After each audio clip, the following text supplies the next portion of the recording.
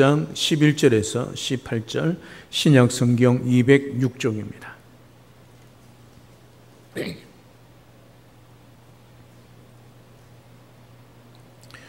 오늘 하나님께서 우리에게 주시는 말씀 봉독해 드리겠습니다. 마침 세 사람이 내가 유숙한 집 앞에 서 있으니 가이사랴에서 내게로 보낸 사람이라.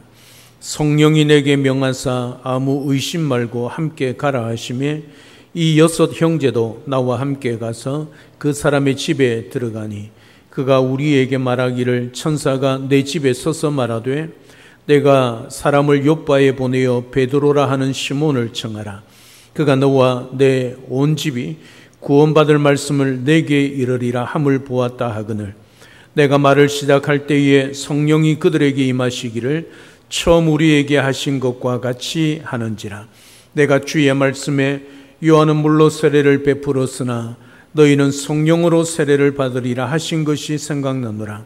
그런즉 하나님이 우리가 주 예수 그리스도를 믿을 때에 주신 것과 같은 선물을 그들에게도 주셨으니 내가 누구이기에 하나님을 능히 맡겠느냐 하더라. 그들이 이 말을 듣고 잠잠하여 하나님께 영광을 돌려 이르되 그러면 하나님께서 이방인에게도 생명 얻는 회개를 주셨도다 하니라. 아멘. 이 세상에는 본질적인 문제로 다투기보다는 비본질적인 문제로 다투고 갈등을 일으키고 또 분열하는 것을 보게 됩니다. 여러분의 개인의 삶과 여러분의 가정과 여러분의 교회 생활과 신앙 생활들을 한번 살펴보십시오. 무엇 때문에 여러분은 오늘도 불편해하고 불쾌해하고 있습니까? 본질적인 것 때문입니까? 아니면 비본질적인 문제 때문입니까? 예수님께서는 종종 바리새인들과 사두개인들과 서기관들과 충돌하셨습니다. 그 중에 가장 중요한 이슈 가운데 하나가 바로 안식일의 문제였습니다. 안식일에 병자를 예수님이 고치는 것 때문에 바리새인들은 항상 예수님께 불만을 가지고 있고 예수님을 비난했습니다. 안식일은 쉬어야 하는데 안식일에 예수님이 뭔가를 하고 있기 때문이죠. 병자를 고치고 또 여러 가지 많은 일들을 하는 것을 보고 그렇게 못마땅해 했습니다. 그래서 그들은 안식일에 법을 만들어 놓고 지팡이를 끌고 다니지 못하게 했습니다. 지팡이를 끌고 다니면 거기에 뭐가 생깁니까? 골이 생기죠. 노동을 했다는 겁니다. 그래서 안식일을 어겼다는 것이죠. 안식일에 그들은 499m까지는 갑니다. 그러나 1km 더인 500m는 가지 못하게 합니다. 500m를 가면 안식일을 범했다. 그들이 정해놓은 그들의 나름의 법칙 따라서 안식일을 범했느냐 범하지 않았느냐. 그러니 예수님의 안식일에 병자를 고치니까 그들에게 있어서는 용납할 수가 없는 것이지요. 본질, 안식일의 본질이 무엇입니까? 창조주 하나님을 기억하는 것 아니겠습니까? 물론 안식일에 우리 주님이 쉬셨습니다. 쉬는 것보다 더 중요한 것은 그렇게 창조하신 안식을 주시는 하나님을 기억하라는 것이지요. 그게 안식일의 본질입니다. 일주일 내내 하나님이 우리에게 주신 축복된 일에 전념하지만 특별히 한 날을 정해놓고 그날만은 하나님만을 기억하라 모여서 하나님을 찬양하고 제사드리고 예배하라는 것이지요. 이게 안식일의 본질입니다. 그러나 바리새인들은 그 본질을 기억하지도 않습니다. 하나님은 간 곳이 없고 비본질적인 것들만 가지고 그들이 세워놓은 규칙에 그들이 세워놓은 법에 잣대를 대고 안식일에 논쟁을 하고 있은 거지요. 몇 킬로미터 가야 하는가? 안식일에 이것을 해도 되는가 안 되는가 하는 문제지요. 지금 우리식으로 말하면 주일에 짜장면을 사 먹어도 되는가? 여러분 주일날 밥 사 먹어도 됩니까? 지금 밑에 지방 경남 쪽에 가면요 주일날 예배 드리는 날에 음식을 사 먹으면 치리 당합니다. 여러분, 주일날 여러분들 사 먹지요? 대답 안 해도 압니다. 버스를 타도 되는가 안 되는가? 주일날 과연 우리가 쇼핑을 할 수 있는가 없는가? 여러분, 예전에는 이런 문제 때문에 교단이 나누어지고 목사님들이 교단에서 쫓겨나는 일들이 있었습니다. 예전에는 교회에서 기타를 치도 되는가, 드럼을 치도 되는가, 이 문제로 경론을 벌였습니다.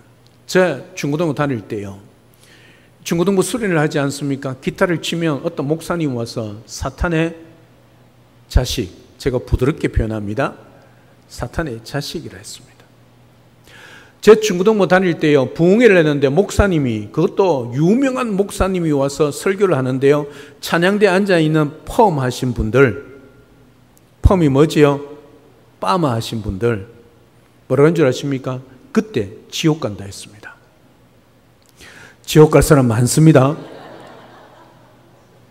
그 당시의 기준으로 말하면 말입니다. 여러분, 이게 본질인가요? 물론 그 마음은 좋습니다만은 하나님이 우리를 어떻게 사랑하시고 우리를 어떤 존재로 만드셨는가에는 관심이 없고, 그 모습을 보고 우리가 정해놓은 그 규율에 사람을 맞추어서 논쟁하고 있는 것을 보게 되어집니다. 예수님께서 이런 자들을 향하여 무엇이라고 외치고 있느냐 하면 회칠한 무덤이라 그렇게 말씀하셨습니다. 마태복음 23장 27절에 보면 화 있을진저 외식하는 서기관들과 바리새인들이여 회칠한 무덤 같으니 겉으로는 아름답게 보이나 그 안에는 죽은 사람의 뼈와 모든 더러운 것이 가득하도다 그렇게 말씀하셨습니다. 본질과 비본질을 구분하지 못할 때 그들은 하나님의 진리로 마땅히 변화되어야 함에도 불구하고 전혀 변화되지 못한 그들의 나름대로의 가치관과 그들의 나름대로의 법을 정해놓고 살아가는, 그래서 주님은 그들을 향하여 겉으로는 경건하게 보이고 겉으로는 거룩한처럼 보이지만 속에는 회칠한 무덤 같은, 그 속에 죽음이 있고 더러운 것들이 있는 자들, 그렇게 저주를 하신 것이지요. 여러분이 비본질적인 것들을 붙잡고 고집할 때 여러분 주위에 수많은 상처가 생겨납니다. 여러분 마음 안에는 하나님의 아름다운 변화가 생겨나지 않습니다. 어떻게 하나님이 주신 아름다운 변화를 체험할 수 있겠습니까? 본질과 비본질을 구분할 수 있어야 합니다. 본질은 보수적이 되어야 하고 비본질에는 개방적이 되어야 합니다. 이 사실을 분명히 알고 남은 생애 가운데 여러분이 본질은 단 하나입니다. 진리지 않습니까? 진리는 어디에 있습니까? 하나님의 말씀입니다. 하나님의 말씀을 기준하여 우리가 판단을 하고 우리가 그 말씀을 따라 살아가야만이 우리의 삶이 아름다운 변화의 삶을 이루어낼 수 있다는 거지요. 오늘도 이 사실을 분명히 기억하고 말씀 중심으로 아름다운 삶의 변화를 이루어가는 우리 모든 성도들의 삶이 될 수 있기를 우리 주님의 이름으로 축복합니다. 오늘 본문은 베드로가 고넬료 집에 들어가서 말씀을 전했을 때에 어떤 성령의 역사가 일어났는지를 설명합니다. 하나님의 인도하심이, 하나님의 역사하심이, 하나님의 뜻이 분명할 때 아름다운 변화를 이루어 갈 수 있다는 것을 오늘 베드로는 말씀하고 있습니다. 먼저 첫 번째, 아름다운 변화를 이루는 삶은 하나님의 인도하심이 분명할 때 일어납니다. 11절부터 14절입니다. 우리 다 같이 함께 화면을 보면서 말씀을 읽겠습니다. 시작. 마침 세 사람이 내가 유숙한 집 앞에 서 있으니 가이사랴에서 내게로 보낸 사람이라. 성령이 내게 명하사 아무 의심 말고 함께 가라 하시매 이 6 형제도 나와 함께 가서 그 사람의 집에 들어가니 그가 우리에게 말하기를 천사가 내 집에 서서 말하되 내가 사람을 요바에 보내어 베드로라 하는 시몬을 청하라. 그가 너와 내 온 집이 구원받을 말씀을 내게 이르리라 함을 보았다 하거늘. 이 말씀은 사도행전 10장에서 사도 베드로가 직접 경험했던 사건을 지금 할레파 유대 성도들에게 설명하고 있는 내용입니다. 여기서 베드로가 정말 하고 싶었던 말씀이 무엇이겠습니까? 이 모든 일은 우리 하나님께서 준비하신 일이고, 우리 하나님께서 시작하신 일이고, 우리 하나님께서 인도하신 일이라는 것이지요. 하나님은 베드로만 만나 주신 것이 아닙니다. 고넬료도 만나 주셨습니다. 베드로와 고넬료를 동시에 준비시키셔서 그 두 사람이 복음으로 만날 수 있도록 역사하신 분이, 인도하신 분이 우리 하나님이란 것을 말씀하고 있는 거지요. 하나님은 한쪽에서만 일한 것이 아니라 양쪽에서 동시에 일하고 계셨다는 것을, 그 하나님의 인도하심이 이렇게 세밀했다는 것을 베드로가 고백하고 있는 거지요. 고넬료만 찾아가서 복음을 들으라고 한 것 아닙니다. 베드로만 찾아가서 복음을 전하라고 한 것 아닙니다. 고넬료에게는 복음을 들으라 하셨습니다. 베드로에게는 가서 복음을 전하라고 하셔서 만난 만남이었다는 것이지요. 오늘 베드로와 고넬료의 만남은 이처럼 하나님이 철저하게 준비하신, 인도하신 역사의 만남이었다는 것이지요. 둘이 만나기 전까지는 베드로도 고넬료도 몰랐습니다. 그런데 만나고 보니 두 사람 모두 다 하나님의 인도하심이었다는 것을 확신할 수 있었다는 거지요. 이런 사실을 발견했을 때 하나님의 놀라우심, 그 역사하심, 인도하심 앞에 감격할 수밖에 없는 것이지요. 그 베드로가 변화될 수밖에 없는 것이지요. 하나님의 인도하심이 있는데 어떻게 자신이 하나님의 그 인도하심을 거부할 수 있겠냐는 거지요. 아무리 이방인이라 할지라도 하나님의 인도하심이 있는데 거부할 수 없다는 거지요.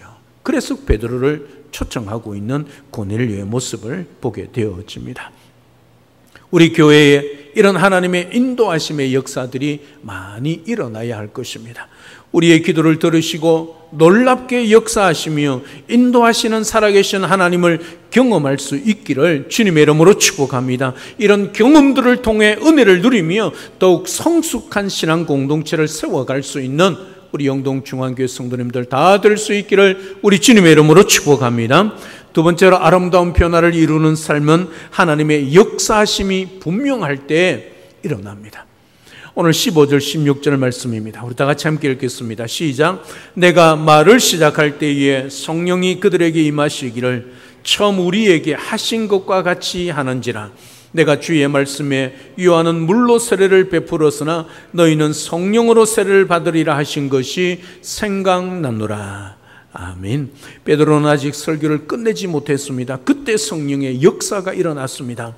이런 역사는 인간의 실력으로 되는 것이 아니지요. 하나님이 하신 것입니다. 하나님이 역사하신 것이지요. 하나님께서 초대 교회에 부어주셨던 것과 똑같은 방법으로 성령 하나님을 부어주셨습니다. 그 누구도 토를 달 수 없도록 분명한 하나님의 역사라는 것을 그들에게 보여주셨습니다. 성령이 믿는 자들에게 부어진 것처럼 이제 이방인에게도 부어진다는 것을 보여주고 있는 거지요. 이때 베드로는 주님의 말씀이 생각난 거지요. 요한은 물로 세례를 베풀었으나 너희는 성령으로 세례를 받으리라. 이 말씀은 예수님께서 승천하시면서 제자들에게 하셨던 말씀입니다. 이 말씀을 믿고 그들은 10일 동안 마가다락방에 모여 하나님 앞에 기도에 전혀 힘쓰므로 10일 후에 오순절날에 성령 강림 사건을 통해서 성령 충만, 성령 세례를 받은 것이죠. 여기서 베드로는 완전히 깨어졌습니다. 오순절 성령 강림은 자기들, 유대인들만 경험할 수 있는 특별한 경험인 줄 알았습니다. 왜요? 그들이 하나님의 택함 받은 선민이라고 믿었기 때문이죠. 하나님의 택함 받은 선민, 하나님의 거룩한 백성이 되은 성민이 되었기 때문에 하나님이 우리 유대인들에게 성령을 부어주셨다. 그렇게 믿고 하나님 앞에 살아갔지요. 그런데 그게 아니라 지금도 하나님은 이방인들에게도 자기들이 받은 것과 같은 똑같은 방법으로 성령을 부어주신다는 것을 오늘 베드로가 깨달았다는 거지요. 그래서 그 말씀은 지금도 성취되고 있는 하나님의 말씀으로 받아들인 거지요. 오늘 우리도 하나님이 분명히 역사하시는 일이라면 기꺼이 수용할 수 있는 자세가 있어야 합니다. 여러분, 베드로 유대인입니다. 철저한 유대 사상에 사로잡혀 있었던 사도였습니다. 하나님의 말씀이 환상이 그에게 보여졌을 때도 그 고집을 꺾지 못했던 베드로입니다. 그럼에도 불구하고 순종하여 고넬료 집에 갔을 때 고넬료에게도 그 가정에도 그들에게 동일하게 역사하셨던 성령의 역사가 일어나는 것을 보고 거기서 완전히 깨어지는 것이죠. 그 하나님의 역사가 얼마나 놀라운가를 깨닫게 된 것이지요.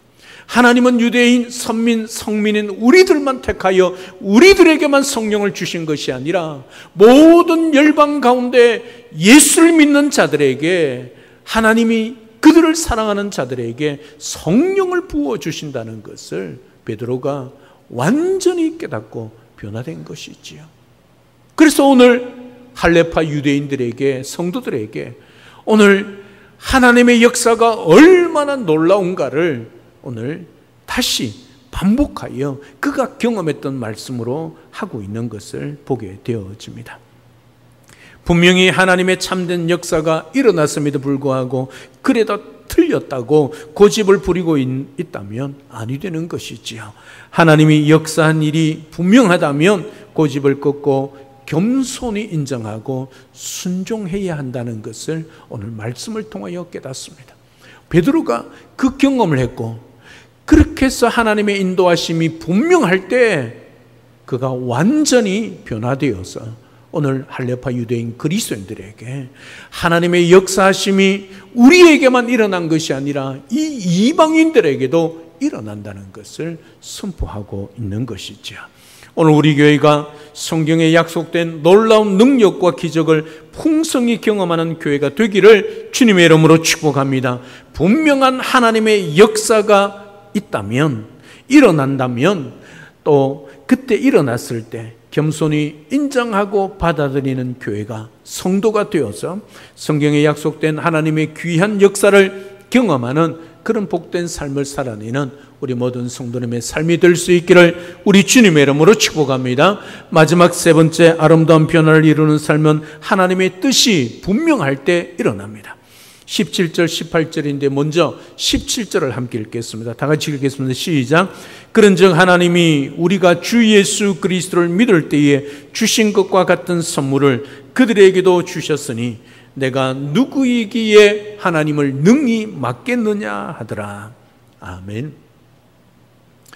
여기서 베드로가 강조하는 것은 두 가지입니다.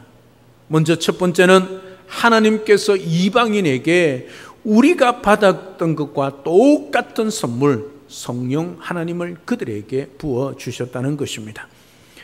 그리고 둘째로 나는 하나님의 역사를 막을 수 있는 존재가 아니란 것입니다.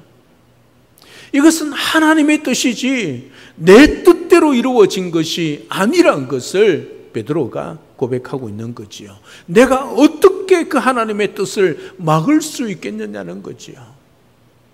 너희들도 막을 수 있느냐? 그럴 수 없지 않느냐? 나도 막을 수 없다.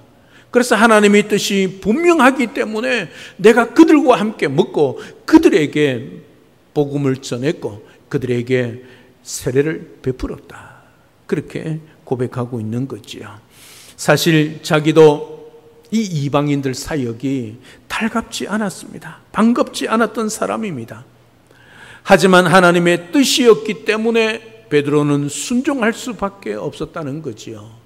사랑 여러분, 하나님의 뜻이 분명한데, 이것이 말씀에서 우리에게 들려주신 하나님의 뜻이 분명한데 그 하나님의 뜻에 불순종하고 거역할 사람이 누가 있겠습니까?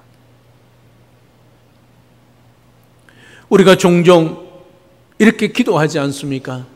하나님, 우리의 삶 가운데 이런 일이 이렇게 겪게 되어지는데, 이런 고통이 찾아오는데, 아픔이 찾아오는데, 문제가 오는데 하나님 어떻게 해결해야 되겠습니까? 그렇게 기도하지 않습니까? 그러면서 어떤 기도를 하십니까? 하나님, 이 일을 통해서 하나님이 하시고자 하는 뜻이 무엇입니까? 하나님의 뜻을 구하지 않습니까? 우리의 삶은 버릴 것이 단 하나도 없습니다. 우리 인생을 하나님이 로봇처럼 조정하는 것은 아니지만, 우리가 잘못해서 실수하고 때로는 우리가 잘못해서 죄를 짓는다 할지라도 하나님은 회개케 하시고 하나님이 원하시고 기뻐하는 뜻의 길로 인도하신다는 거지요. 그래서 로마서 8장 28절에 모든 것이 합력하여 선을 이루어내는 것이요. 그래서 우리의 삶은 버릴 것이 없습니다. 잘 살았든 못 살았든 성공했든 실패했든 우리의 삶은 다 하나님의 뜻 안에 있기 때문입니다. 그래서 오늘 또 우리가 잘 되면 하나님 앞에 뜻을 물어야지요. 왜 나에게 이런 형통을 주시는지, 하나님 앞에 내 인생의 길에 태클이 걸리고 내 인생에 고통이 있고 눈물이 있고 아픔이 있고 병이 들리고 실패할 때 하나님, 이 일을 통해서 하나님 나를 통하여 이 일들을 통하여 하실 일이 무엇인가 하나님의 뜻을 물어야지. 왜요? 우리의 모든 삶은 하나님의 뜻에 하나님의 손에 있기 때문입니다. 말씀드리지 않았습니까? 우리가 잘 살아도 하나님의 뜻이요, 우리가 잘못 살아 범죄해도 회개케 해서 하나님의 뜻을 이루는 과정이라고 말입니다. 그래서 우리의 모든 삶은 버릴 것이 단 하나도 없습니다. 수치스럽고 고통스럽고 아픔이고 내 속에서 그 과거는 다 잊고 싶지만 하나님은 그것을 통하여 일하고 계신다는 사실이 있지요. 나를 변화시켜가고 내가 하나님의 사람이 되도록 만들어가고 더 성숙한 그리스도인이 되도록 하나님이 그 일을 사용하신다는 사실이 있지요. 그래서 우리는 순간순간마다 어떤 일을 당한다 할지라도 그 문제를 해결하기 위해서 하나님 앞에 기도할 뿐만 아니라 반드시 하나님의 뜻이 어디 있는지 물어야 합니다. 그 하나님의 뜻을 찾으면 그 고통을 능히 이길 수 있고 그 모든 고난의 터널을 이겨 통과할 수 있고, 그리고 그 모든 것을 통해서 빨리 하나님의 역사를 경험할 수 있기 때문입니다. 아파하면 아파할수록 우리의 고통의 시간은 길어질 수밖에 없습니다. 그럼에도 불구하고 눈물의 씨를 뿌리는 자, 그 고통 가운데 고난 가운데서도 순종의 씨앗을 뿌리는 사람, 눈물로 뿌리지만 반드시 추수를 하게 되어 있는 것이지요. 왜요? 씨를 뿌렸기 때문입니다. 우리가 이 땅에 살아가는 우리의 모든 삶을 하나님의 뜻 안에서 구하고 하나님의 뜻 안에서 살아가고 하나님의 뜻 안에서 우리가 그 모든 것을 이루어내어야 한다는 것이죠. 사랑 여러분, 베드로는 그 하나님의 뜻이 어디 있는지 몰랐을 때에 그 고집을 꺾지 못했습니다. 순종할 수 없는 거지요. 그런데 하나님의 뜻이 유대인들만 아니라 이방인들에게도 성령을 부어주시고 복음을 주셔서 주 예수 그리스도를 믿게 했다는 이 사실을 깨닫고 그는 순종할 수밖에 없는 것이지요. 내가 누구이기에 라고 고백하고 있지 않습니까? 나는 아무것도 아니란 것이지요. 하나님이 하시면 내가 이것보다 더한 일도 할 수밖에 없다, 그 고백 아니겠습니까? 내가 막으려고 한들 절대 막을 수 있는 것이 아니란 것이지요. 하나님께서 하시는 일은 인간이 아무리 해도 막을 수 없다는 뜻입니다. 그러면 어떻게 해야겠습니까? 하나님이 하시는 일이라면, 내가 알 수 없는 일이라면, 내가 원하지 않는 일이라도, 내가 부담스러워하는 일이라도 하나님의 뜻에 복종하며 나아가는 것이지요. 쉽지 않습니다. 왜냐하면 우리는 인간이기 때문입니다. 연약하기 때문입니다. 내 눈에 지금 내 발등에 떨어진 불이 먼저 보이기 때문입니다. 그럼에도 불구하고 우리는 하나님의 뜻을 찾을 수 있어야 합니다. 한편으로는 내 발등에 떨어진 불을 끄는 순간에 하나님 왜 내 발등에 불을 떨어지게 했습니까?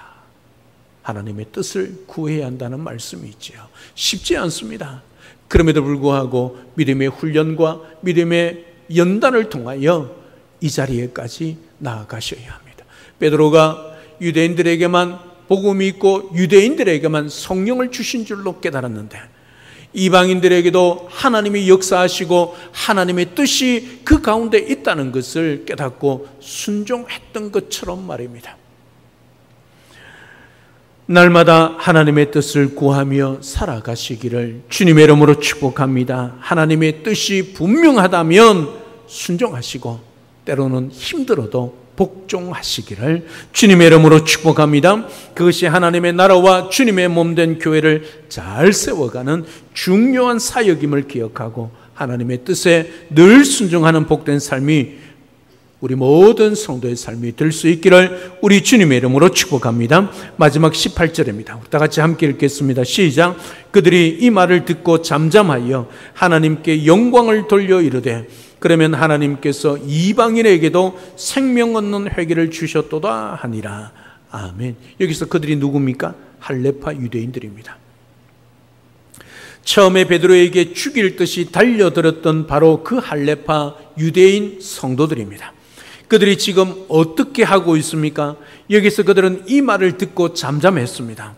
또한 하나님께 영광을 돌렸습니다. 잠잠했단 말은 아무 말도 하지 않았다는 뜻입니다. 그리고 베드로의 그 모든 했던 행동에 대해서는 종결시켰습니다. 그리고 하나님께 영광을 올려드렸습니다. 더 이상 문제를 삼지 않고 하나님이 하신 놀라운 인도하심과 역사하심과 그 뜻에 그들이 모여 순종하고 그 하나님께 그들도 영광을 올려드렸다. 그렇게 말씀하고 있지요. 그들은 오해를 풀었습니다. 그리고 하나님이 어떻게 역사하시는가 베드로를 통해서 그들이 보았습니다. 그리고 잠잠하고 그의 모든 자존심 그리고 그의 가졌던 모든 편견 고집들을 다 내려놓았습니다. 왜냐하면 하나님이 하셨기 때문입니다. 그래서 그들은 그 모든 것을 다 내려놓고 하나님께 영광을 돌리고 있는 것이죠. 그럼에도 불구하고 그들이 알량한 자존심 때문에 베드로에게 항의를 하거나 베드로에게 비난을 했다면 그들은 하나님께로부터 벌을 받을 수밖에 없겠지요. 분명히 오해가 풀렸고 결론이 났습니다. 그런데 조금만 지나면 또 그 문제를 가지고 비난한다면 어떻게 될까요? 이미 다 끝난 문제인데 그것을 자꾸 끄집어내는 것, 이게 무엇을 의미할까요? 나는 아직도 받아들일 수 없다. 그 뜻 아니겠습니까? 나는 동의할 수 없다는 거지요. 나는 여전히 네가 잘못했다는 것을 포기하지 않겠다는 것이지요. 교회는 이런 일이 자꾸 일어나면 안 됩니다. 오해가 있다면 서로 대화를 통해 풀어야 합니다. 베드로는 흥분해 있던 헬라파 유대인 성도들에게 차례로 설명하면서 오해를 푸는 시간을 가졌습니다. 그러나 이런 오해가 대화를 통해 풀렸다면 그때부터 잠잠해져야 합니다.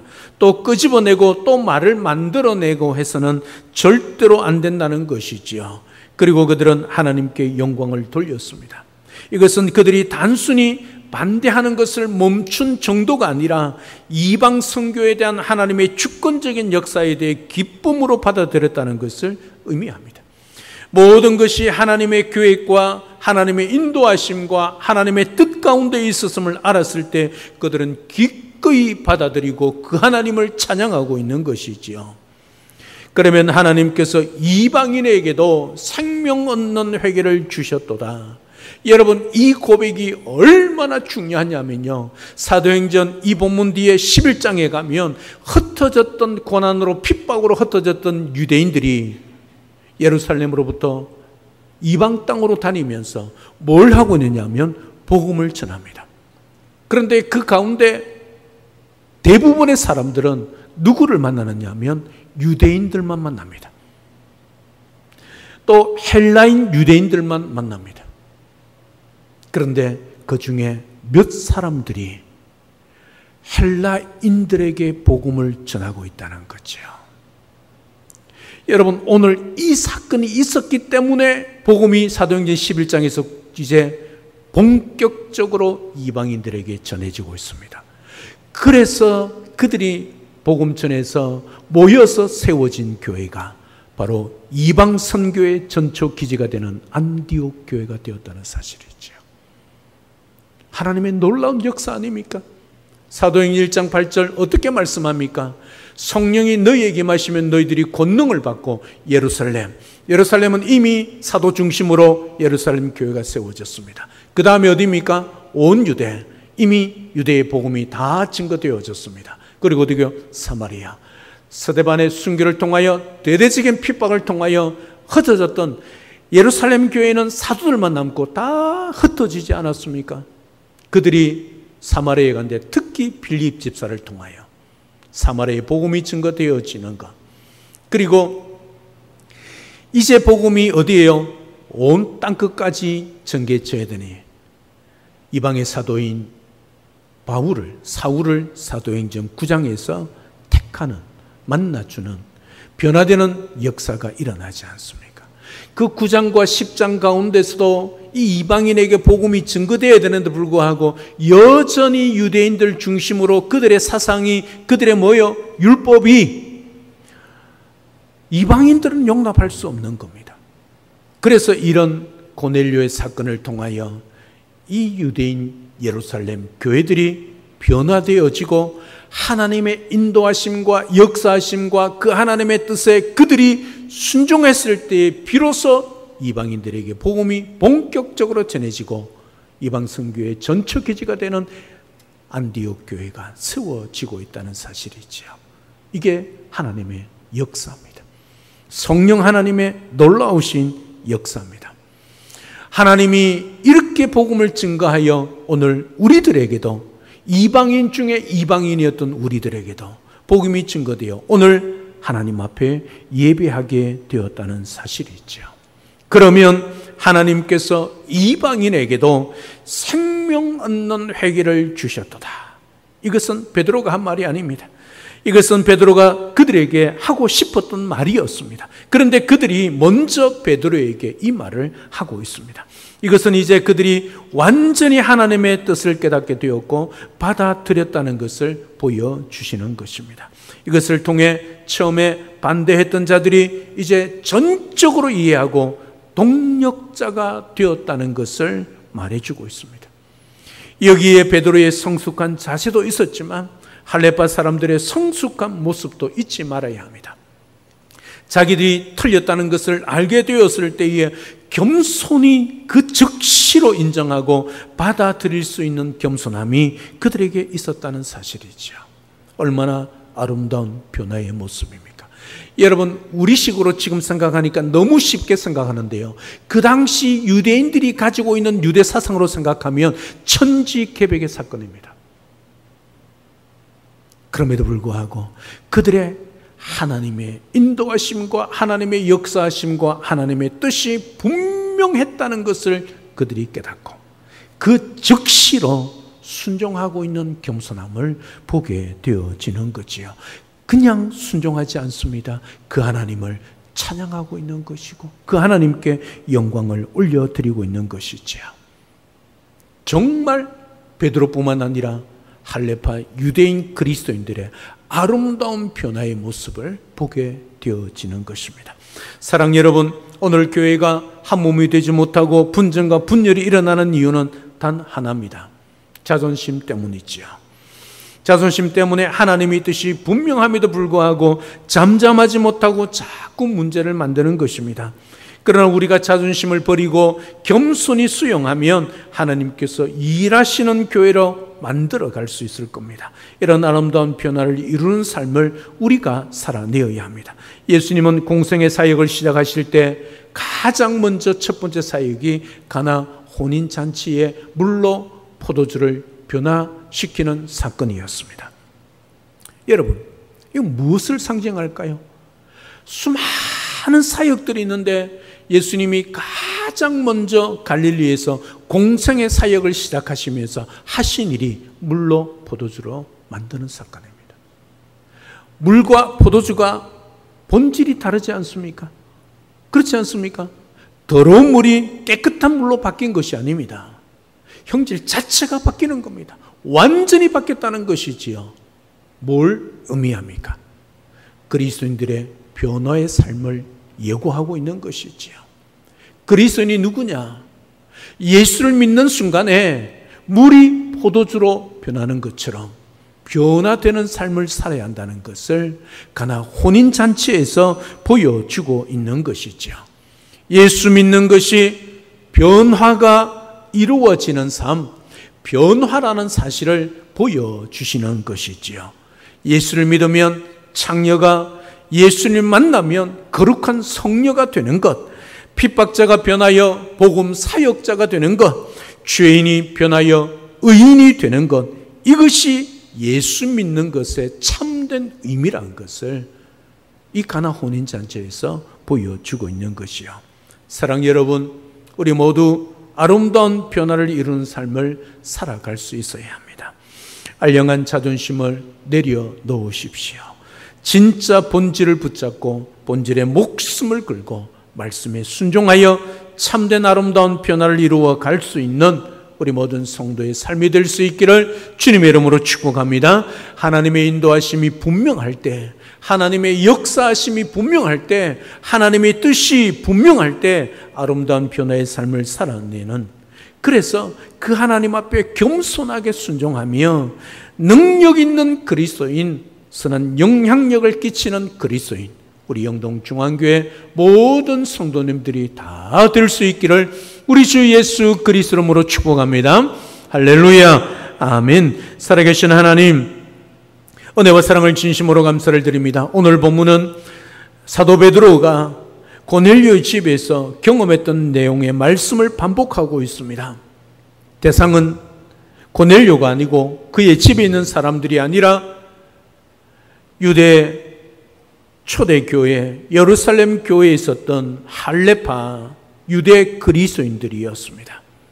그들이 베드로가 이방인들과 함께 식사 자리에 있고 율법을 어겼다는 그것으로 인하여 베드로를 비난했을 때, 베드로가 하나님의 인도하심과 하나님의 역사하심과 하나님의 뜻이 어떤 것인가를 분명하게 선포했을 때, 그들이 그 하나님의 인도, 역사, 뜻이 분명한 것을 깨닫고 그들의 모든 편견, 자존심, 그리고 고집을 다 내려놓고 겸손히 하나님 말씀 앞에 순종할 뿐만 아니라 그 이방인들에게 생명의 회개의 역사를, 구원의 역사를 주신 하나님 앞에 영광을 올려드렸다는 것을 오늘 말씀을 통하여 깨닫습니다. 우리 모두도 하나님의 인도하심, 역사하심, 뜻이 분명할 때, 그 하나님 말씀이 우리에게 주어졌을 때 겸손하게 순종하여 아름다운 변화의 삶을 이루어낼 내어서 능력 있는 그리스도인, 선한 영향력을 이 영동 땅에 끼치며 살아가는 그런 그리스도인, 우리 모든 성도의 삶이 될 수 있기를 인도하여 주시고 축복하여 주시옵소서. 감사를 드리며 살아계신 예수님의 이름으로 기도드리옵나이다. 아멘.